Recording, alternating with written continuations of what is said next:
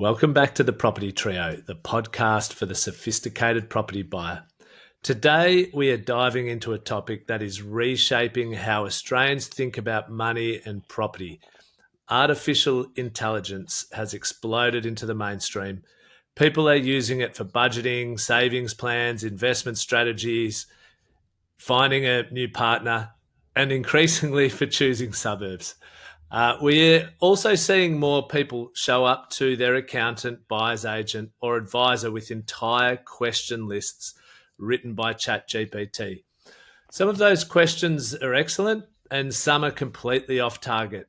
Some are backed by data that looks authoritative, but falls apart when you check it. So today, with AI being so omnipresent in everyone's lives, and that's only going to increase as time goes by, we want to look at and explore what it actually does well, where it falls short, and what the future looks like as these tools keep evolving relative to property advice, at least.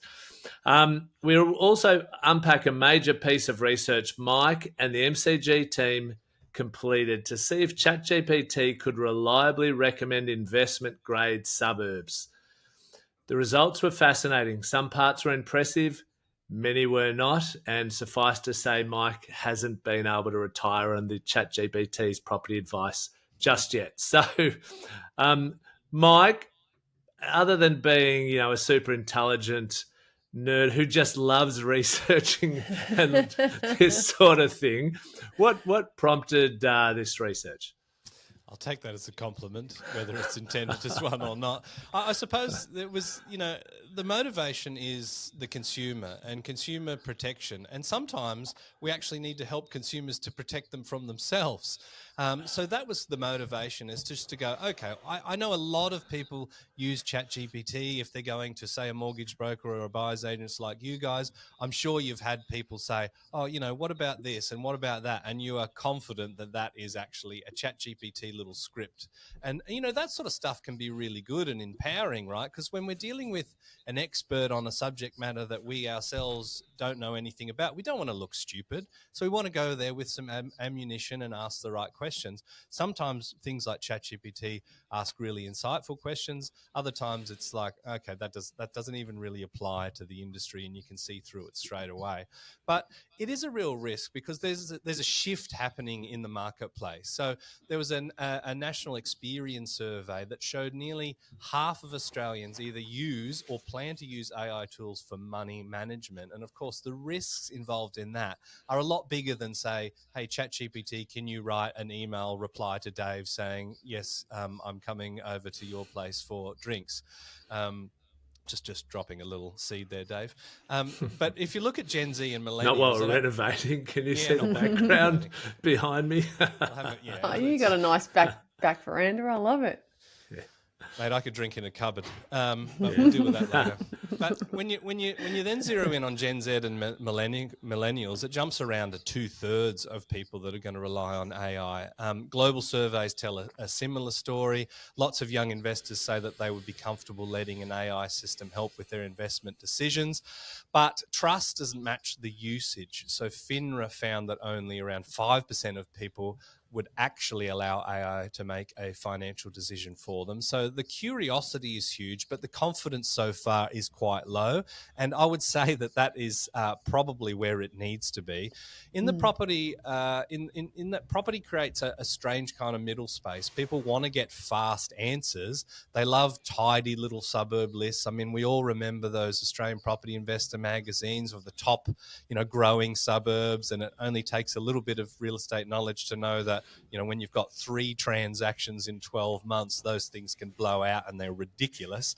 But people do love the shortcuts and the summaries, but they don't often understand what the limits of the underlying reasoning of the model actually is. And property is one of the worst places, I think, to rely on fairly brittle reasoning. I couldn't agree more, Mike. Property markets are intensely local and they're packed with nuances. You can't rely on broad market commentary anyway to identify the right street or the right asset in a particular suburb, let alone AI. Large language models are not built to weigh up those subtleties in any structured or consistent way. And let's talk about the real importance of property selection. Any advice that I give a client is matched to them, their scenario, their needs, their cash flow, everything, their long-term strategy. So to ask AI to model something or to make a recommendation without understanding all of those nuances that you pick up in your conversations along the way. I have many, many conversations with clients like you would, Dave, before they actually make a decision to do something in most cases. And so I've worked out what their sensitivities are, what their preferences are. Even if we're talking about an investor who might have predetermined ideas about the things they like or don't like, at the end of the day, I want my investors to sleep well at night and to feel proud of the asset that they've chosen. And if that means that I've got an investor who doesn't want weatherboard or doesn't want a particular number on the letterbox, they're the things that a model won't necessarily pick up on unless you're inputting all of these things. So the point that I make is relying on any system to just generate a recommendation without knowing all of the details about the client. I think it's dangerous, let alone expecting them to pick up those nuances that AI wouldn't know about. So, for example, a property that's been renovated, if that renovation isn't on the internet, then you won't know. Yeah, I mean, they're really good points. I mean, a big part of what a successful advisor does in any field is the questions they ask back to their client. And ChatGPT, although it's starting to say, would you like me to say that in a softer manner, or would you like me to put that in a checklist? It's not really asking nuanced questions back to the person inputting the information to better understand them, so then they can marry up and refine a strategy that suits those individuals, which is a critical component of providing advice. So, all right, Mike, tell us what you actually did with this study of yours. Well, we sort of broke it into two distinct methodologies. One was sort of a very simple prompt that, your standard property investor might dump in. The second one was given professional level context. So we uploaded infrastructure notes, 10-year growth rates, listings data, inventory, vacancy, census variables, with a really nice, clean CSV file of suburb metrics. So the idea was that the model should produce a much more accurate result when we give them that property data. But more than half of all of the outputs failed basic fact checking. So we saw wrong days on market, wrong price change figures, wrong listing counts. And in one city, the model selected suburbs that were not actually even in the data set that we provided. And that sort of fits the definition of hallucination when we actually give it some guardrails and a framework of these are the areas that we want to look at. And it was exhaustive. And it went outside that box. So we ran these tests across all the main sort of capital cities. And it was very, very interesting to see that there were some unusual responses. And in many respects, the more detailed prompt probably didn't even perform as well as the simple prompt, which was a bit of a surprise as well. Which actually says something to where AI, or particularly ChatGPT, is at the moment, doesn't it? You can answer the simple questions easy, but once it starts getting a bit more complex, that's what it really struggled with, and potentially pulled in information or answers that were outside the realm of the boundaries of what you asked it to consider. Yeah, absolutely. And that is the concern. And, in many respects, this recording is on whatever day it is today. When it comes out, it'll be slightly different. And in some respects, it could be out of date. All right. I mean, at the time of recording, we've just had ChatGPT 5.1, which purports to have a higher level of reasoning capability. It self-selects certain prompts that it'll take more thinking time on. So this research was based on ChatGPT 5. So already, in some respects, it's out of date. But I don't expect this problem to be solved in the next month or the next year. In the next 5 years, I think it'll be a completely different landscape. But people are using it today. So we want to talk about the efficacy of it today and the risks and the dangers of relying on it today. Yeah, look, Mike, you made that point about the simple prompt performing better than the detailed workflow prompt. And, that's one highlight that shows us the unpredictable nature of these things. But data integrity, I come back to that every time. We're reliant on the data being input into, the cloud, into the internet, so that ChatGPT is drawing from data that's reliable. And we know from all of the modelling that we've seen over the years, with even just the algorithm reports for valuations, the what do they call them? CMAs. CMAs, the comparative market analysis. The data that we have in those is not reliable at all, and you absolutely have to cross-check it to be able to accept some of the comparable sales and reject others. You've got all kinds of anomalies in there that are outside of your control. I've said it before, properties that aren't renovated or are renovated and it's not showing up on the system, or subdivisions that haven't gone through, or sales results that were not market sales results that we can count on. So they might have been between families. They're not representative of the true dollar value of that property. All of these things can combine to give us a really incorrect array of data that algorithms draw on. And that's just one component. I think data integrity is huge when it comes to property, because we can't rely on everything that's out there. And on top of that, so when it went outside of the framework, it used publicly available internet data, but the data that we fed it was heavily curated and not really accessible to the consumer. I mean, if you found the right people, you could probably buy that data, but it would be hundreds of dollars, if not thousands of dollars. So it's not reasonably accessible. But even when we gave it that beautiful data, it wasn't good enough. It didn't. I wouldn't give it a pass mark. So it's even worse when it's trying to go out to the greater internet and grab this data and disseminate it. So there's a lot of risks with it. So before we unpack the performance issues further, let's clarify something. Your report, we've used the word hallucination, and that can sound dramatic if people are not familiar with AI terms.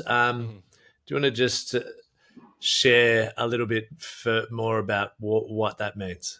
Yeah, to be clear, ChatGPT didn't invent imaginary suburbs, and that's where we're kind of thinking that's the quintessential hallucination. It just makes things up, and there's certainly precedents for that, but it didn't come up with a Hawthorne Heights or anything like that.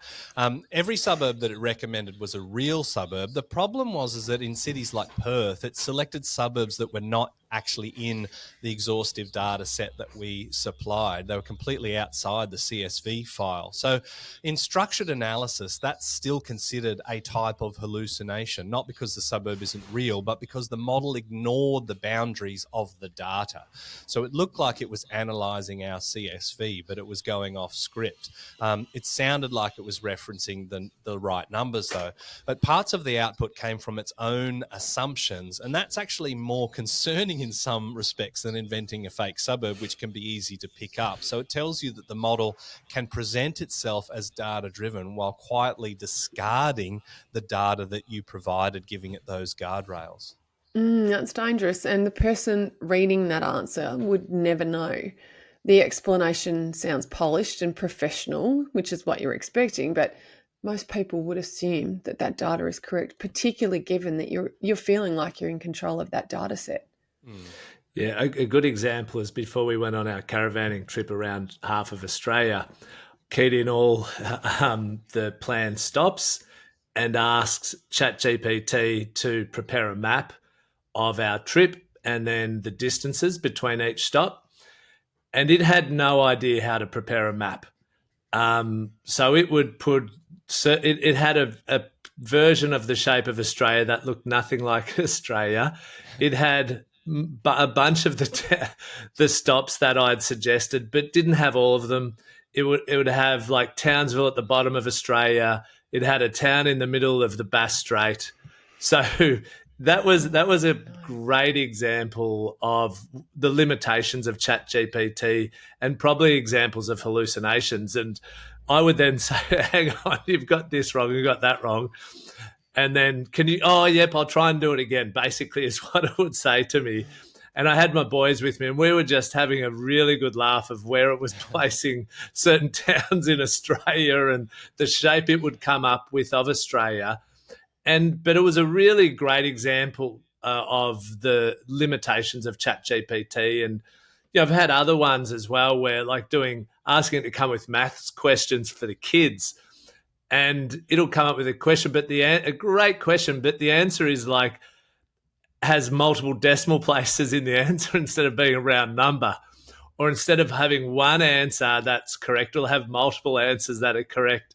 So, these are all ways in which ChatGPT, is limited in what it does, but you almost, unless you've played with it and used it enough, you don't know what you don't know, if that makes sense. And that's a lot of, I guess, the benefit of what our listeners are going to get from today's episode is for those who haven't really probably played with it as much, you're going to get a much deeper insight into AI and its weaknesses through today's episode. But they were just a couple sort of real life examples that I've had, which have been pretty funny as well, and really help the kids to understand the limitations of AI also. So, that's a great this is about really important for the kids to see this because, as we saw with Mike's intro, the younger generation are much more comfortable with AI. Yeah. But it's great for them to see the limitations. Yeah, exactly. So this is about recognizing that AI often sounds much more accurate than it is. It's just reminded me of watching a movie on the weekend. I don't love watching, Netflix and all that kind of stuff, but my husband is much better with the remote control than I am, and Gab's all over it. And she said, oh yeah, let's model it out. You've seen these movies and you like this and you like that and you didn't like this. Let's just ask AI to select you a movie. I lasted about 6 minutes. It was the worst movie ever. And it just highlights, it was not a me kind of movie at all. So it's definitely something that needs an oversight. Yeah.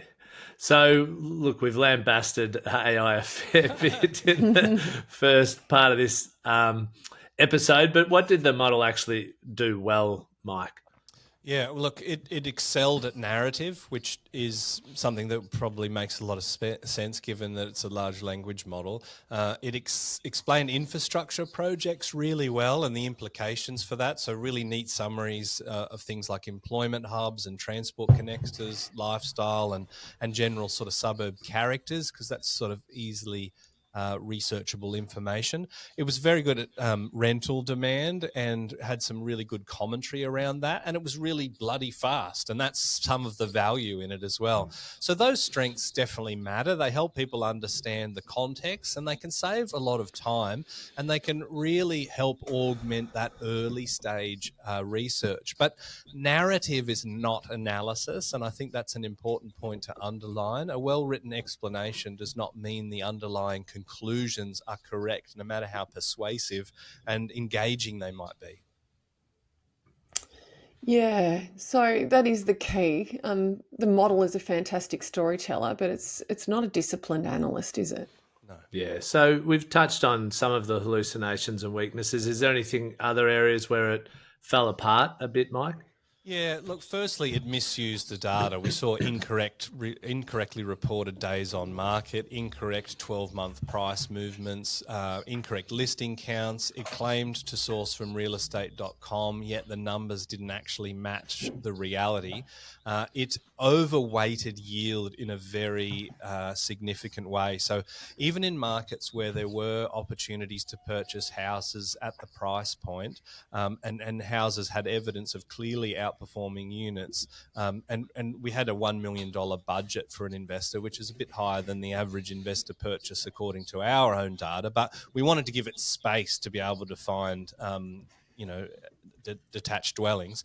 The model always tended to favour the unit simply because the yield was better. So we gave it a bit of a guardrail to say we're looking for yields above 4%. It really tended to ignore supply risk. So pipeline supply and inventory levels were some of the most important indicators of future growth. But the model barely registered those factors and again, focused more on the yield. So, of course, it has to come up with a weighting and it has to infer that from the prompt. And we might have said, we're looking for great capital growth, we're looking for a yield of over 4%, but it went away and gave that an extra weighting. And the fourth point is that it in many respects disregarded the data set. It stepped outside the CSV, which I mentioned was a bit of a hallucination. CSV is just an Excel file that it can read. And it selected suburbs that weren't part of that scope. So that's a failure of the scoping and the constraints of that request. Oh, 100%. And the danger is that the data still reads really well, it reads beautifully. It has authority, it has structure, it's got confidence, and a lot of investors would not think to question it. Yeah, and I think, it's a good example of how it decided arbitrarily to weight the rating of having the yield above 4% as potentially a top priority in its mind.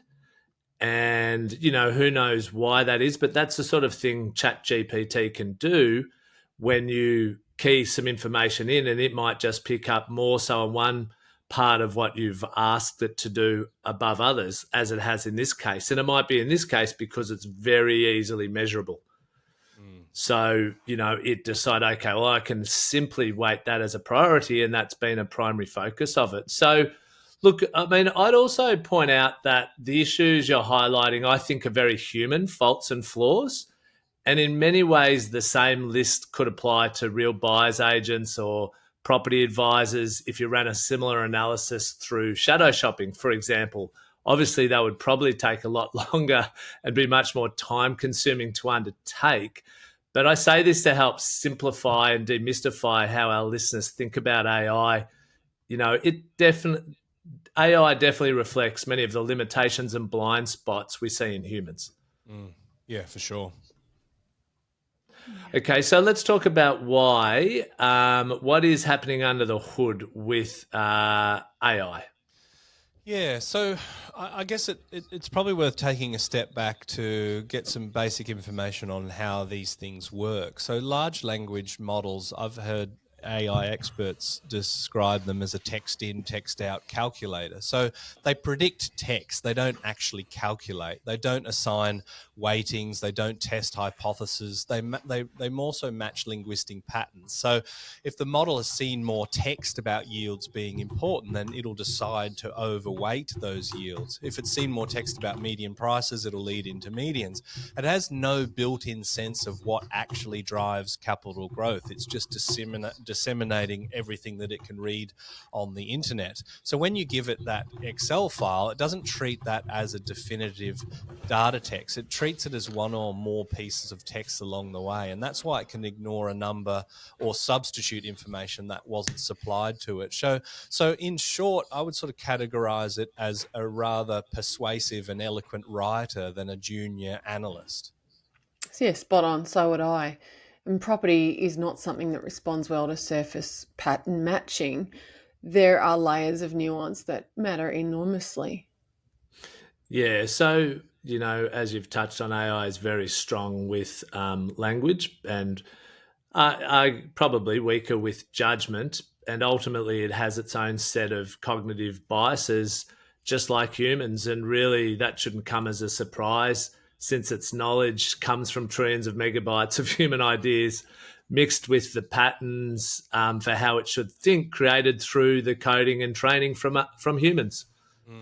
And it really falls in love with certain things. One thing that, if anyone is wanting to pick AI in action, look for something that I actually didn't know the name of before I saw it. It's called an M dash, which is basically two little hyphens stuck together. Now, as far as I'm aware, it loves those. Yeah, it doesn't actually exist, as far as I'm aware, on a keyboard. I can't find where that exists on a keyboard. Is it next to the zero? Is it the top dash? I think See, there's two dashes on the one next to the zero. No, because one of those is underscore.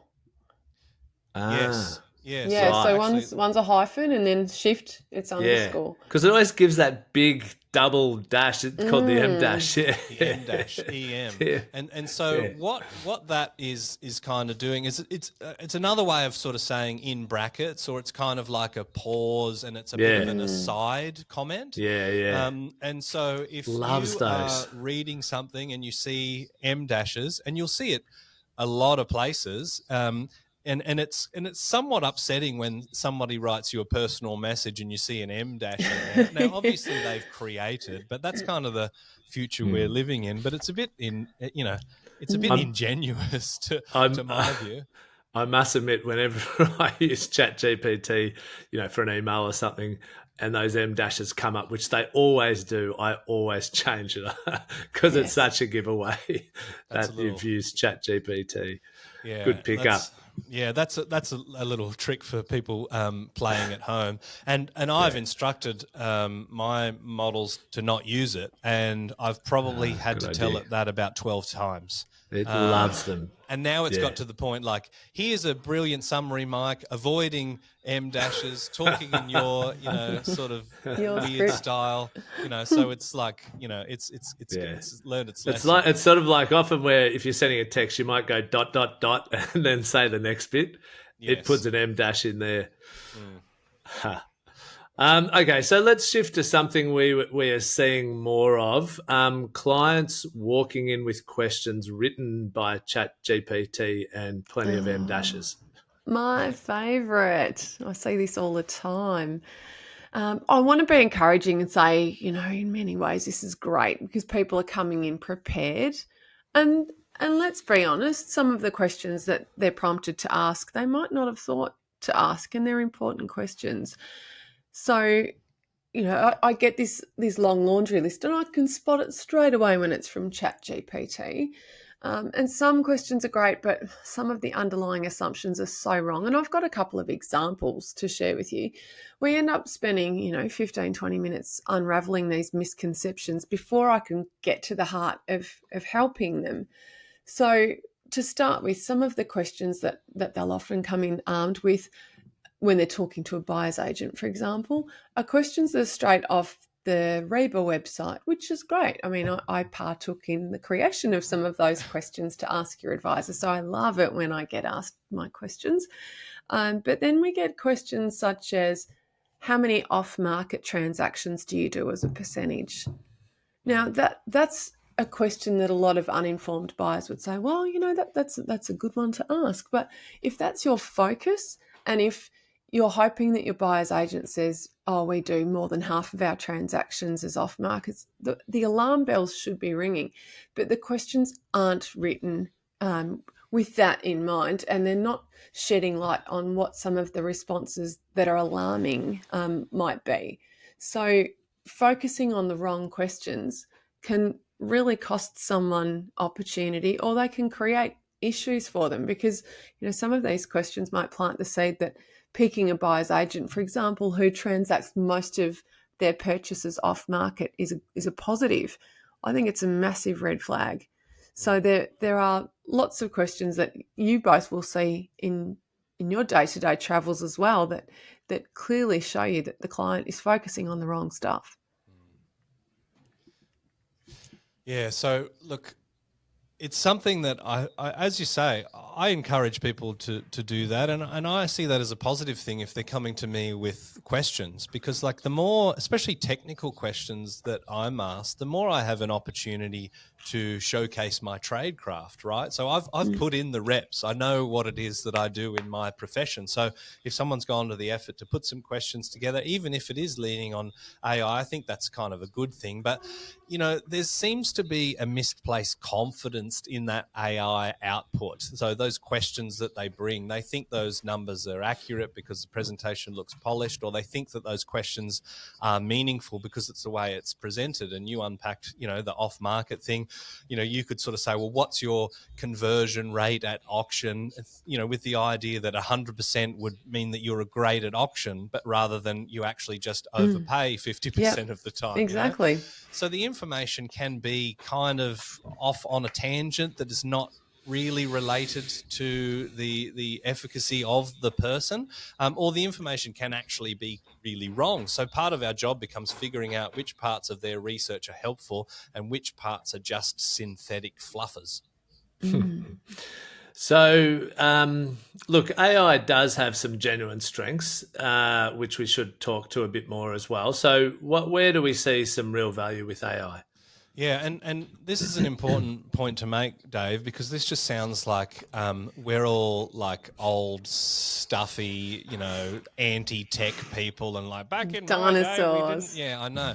But like, I'm actually very, very heavily invested in AI. I use it all the time. I'm spending a rather large proportion of my time at the office investigating the applications for our business. We are building our own models.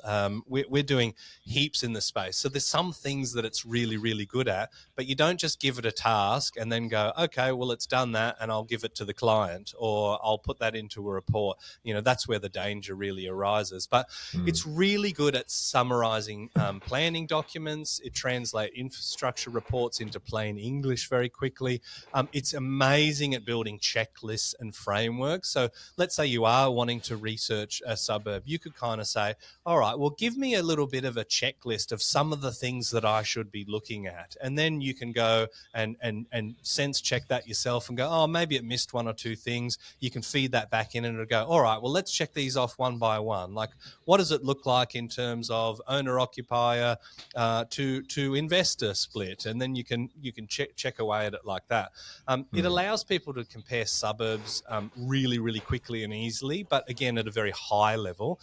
It collates information rapidly. It is getting way better at disseminating spreadsheets and things like that. And it helps people articulate questions that they might not otherwise think to ask. So it is, I would describe AI as almost like having a PhD student in your pocket that has that is particular discipline is the entire of human history and human knowledge, but they just have no life experience. So it's, used correctly, it's a tremendous speed tool, but I would call it a human augmentation tool rather than a human replacement tool. Interesting. At this point, anyway. I love it. Well, it can dramatically improve the quality of the conversation with a professional because, the client is more informed and more confident. So we've got to give it credit where credit's due. If you're prepared to put the time into it, I think using it as a conversation piece and an opportunity to ask deeper questions is really healthy. It's when you're drawing conclusions because you're following something with blind faith. Yeah, I think it's a really good point. I mean, there is plenty of times to use it when you're trying to answer a question or solve a problem, and it can help prompt you to get towards that solution. It may not always provide the solution, but it can definitely be augmented, is the exact right word, with human decision making and solution hunting, whatever that is. So how should investors use AI safely? Look, again, I want to sort of preface this by saying this has been a real AI bashing episode, but I think it's incredible that we're, the time and space that we're living in right now is such a rapid pace of change, not just with large language models and AI, but quantum computing as well. There's been some huge breakthroughs in that. So the processing power that we're going to be able to apply to this in the future is just going to be absolutely monumental. So if people haven't used AI before, they'll probably go into ChatGPT and they'll do this. They'll say, like you sort of said, Dave, give me a map of my holiday and tell me the distances. And then you chuck it in there and it comes up with this shocking result and you go, oh, AI can't do that. But just imagine a brand new employee in your business and you're saying, do this. And then they come back and it's a mess. You don't go, oh, well, that employee is useless and never speak to them again. You say, oh, look, a couple of things you got right, but here's what you got wrong. And that's really the way that you need to speak with AI. You need to iterate and don't be afraid to get it to ask you questions. So if you're looking at a suburb, say, ask me 20 questions that you think will help you to enrich the results of this query about suburb location. So don't be afraid to put the work onto it and get it to ask you questions. I mean, I feel like that's a huge superpower if you can just flip your thinking to do that. But just in a general term, it should be used to accelerate the due diligence, not to make the decisions. You can use it to gather ideas. You can use professionals to validate and interpret those ideas. So don't be afraid to bring that to experts, but you're paying for the experts, and the experts are the experts for a good reason. So in simple rules, you always want to verify the numbers independently. You want to ask for the sources. There was a very famous case recently where one of the big four consulting firms had a government contract and it fabricated some sources, and that was uncovered by an academic, and now they owe the government a bit of that money back. You want to run multiple prompts to see if it's consistently giving you a similar result, and you want to ask the model, what are you unclear about? Where are there uncertainties that could influence the overall decision? You want to treat those suburb lists as really just a starting point, not a definitive, this is where we're going. And you never want the AI to actually select the asset that you buy. I love it. So well said. And remember that property happens in the real world with, real supply and demand dynamics. And AI lives in text. And that difference is huge. Yeah, it really is. So let's finish with the future before we get into our gold nuggets, because this space is moving very quickly. And, everyone should be using it, I think, on some level pretty much daily in their workplace, unless they're doing something physical, probably. What do you see coming, Mike? Yeah, I've sort of broken it into 6 key points, which again, by the time I finish the 6th one, it'll be probably out of date. But first one is better reasoning. The models are starting to follow logic a little bit more consistently. And I mentioned before that they will make decisions on how much time they should spend on a task. So they can still make mistakes, but with fewer sort of, crazy results coming through. Secondly, there's better grounding in data. So in the future, systems will be more inclined to stay inside the boundaries of the data set and better able to analyze those. So that'll give you a little bit more, I suppose, confidence and consistency. But again, you want to be independently verifying that. There's better numerical validation. So models will eventually flag when a number doesn't make sense relative to a trend. So that is, that's going to be a huge one. And when I give it big data sets, I sort of say, give me outliers. And some of the stuff that you see is really quite interesting already. True multimodal capability is coming. So future models will be able to read planning documents, DA lists, satellite images, CSVs, and local news all within a single integrated workflow rather than having to piecemeal it.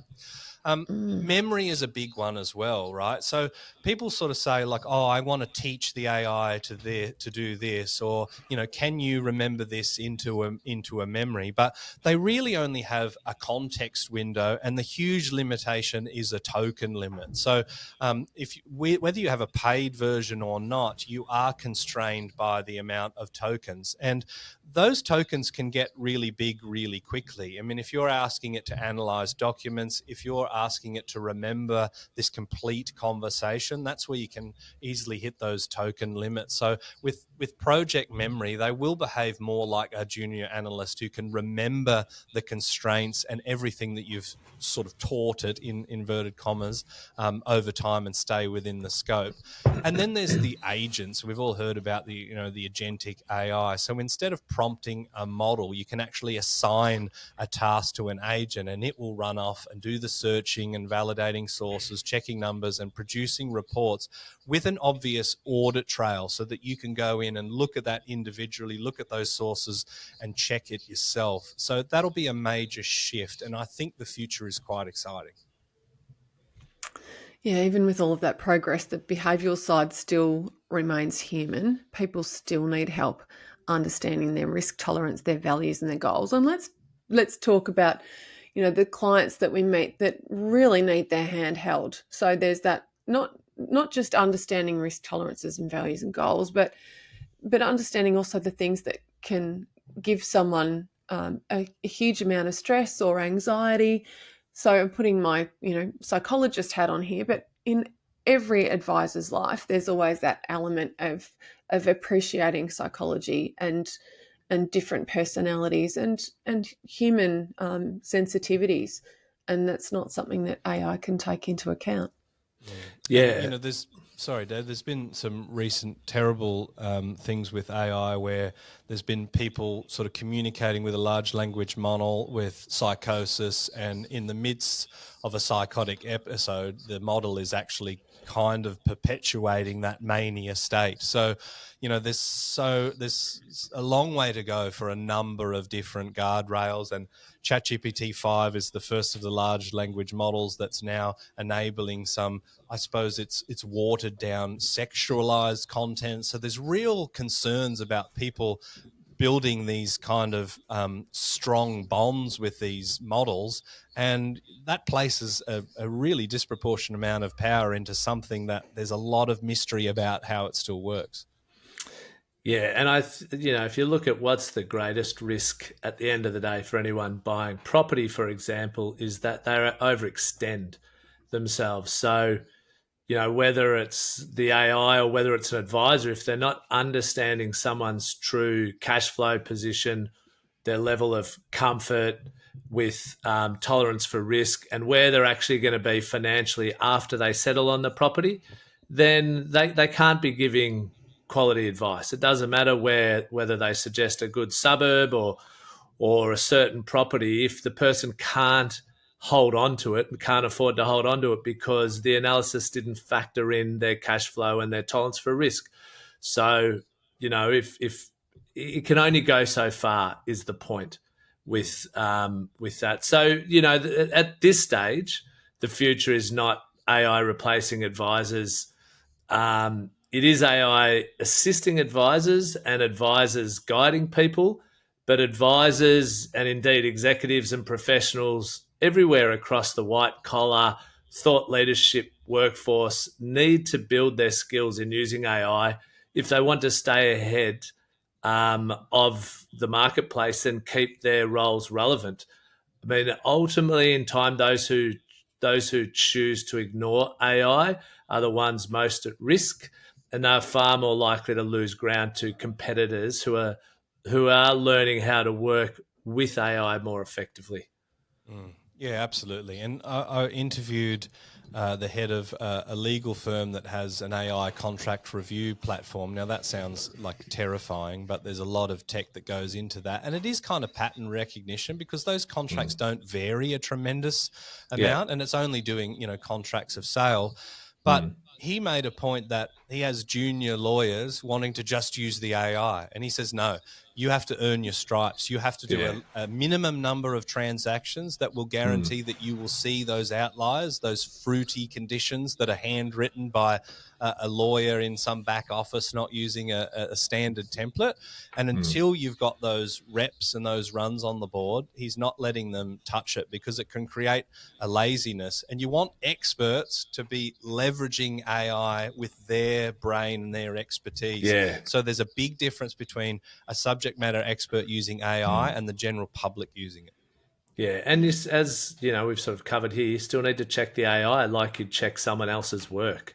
And Deloitte, I think it is, who did the I big didn't want to name drop them. no report So to you the can sue government. David It's Johnston. all through the financial review in the papers, so I think we can say You'll be the safe. name of the company.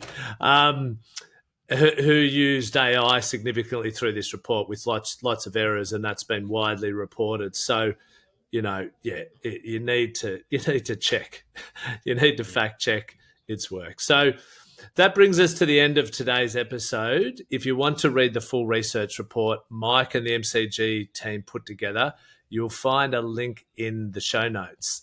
And it's well worth a look. So it shows exactly where AI helps and where investors need to be cautious when using it. AI will continue to improve. It will become more capable and more consistent, but property remains a human-driven domain and like all areas of professional expertise. So use AI to explore, use professionals to decide. For now, high quality human thinking is still ahead of AI in most fields. And that includes the three-dimensional nature of communication that humans can share, which AI can't as yet. You're still typing questions or feeding data into an AI system. So as Mike's used that word, it's the word I use as well. Augmentation with AI is the key. But don't go anywhere just yet because our gold nuggets are coming up. Now it's time for us to go mining for our gold nugget property tip of the day.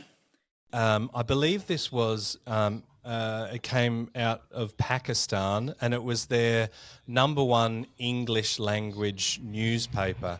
And in that newspaper, it wrote a beautiful story about whatever it was. And in the back of that newspaper, the back end of that newspaper story, it said, "Would you like me to summarize this into key points? Or would you like me to write this in a different style?" And that was put to print and published in the paper. So my gold nugget is a bit of a cautionary tale. Don't do stupid things like that. Like, if you are going to use it, you need to read it and absorb it and check it.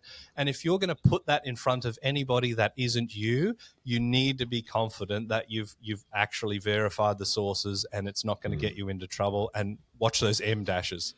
My gold nugget is all about questioning where the data comes from. And a suggestion that I've got is to understand when you've got a claim that looks really exciting, Google that and find out a bit more about where it's come from. Because sometimes I've seen property data that's been pulled together by people that are selling properties of that description. And so you're not necessarily getting just information that is factual and reliable. You might be getting someone's sales spin on a particular area or type of property. So you do need to research the juicy bits just to understand whether you're falling prey to a sales pitch that you weren't aware of. Yeah.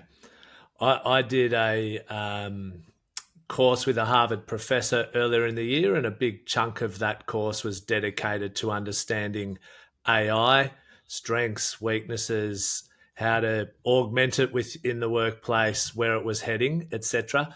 And one major takeaway that really stuck with me, and is something that I share with my team, which fits perfectly for this episode, that the professor told us, was to treat AI as just another smart person in the room. And, I think that's sort of a big takeout from your research at the end of the day. It's another smart person in the room, but, it isn't the fountain of all knowledge. It can make mistakes. It does have its own biases. So, you need to fact check it and then decide what you trust and what you don't trust, just like when you're working with an advisor for making your property or financial decisions. Absolutely. Thanks for that Great episode, Mike, and your research. That was great. And I certainly will encourage all my staff to listen to this episode, because it hopefully will save me more trading on how to think about and relate with and work with AI. Cheers.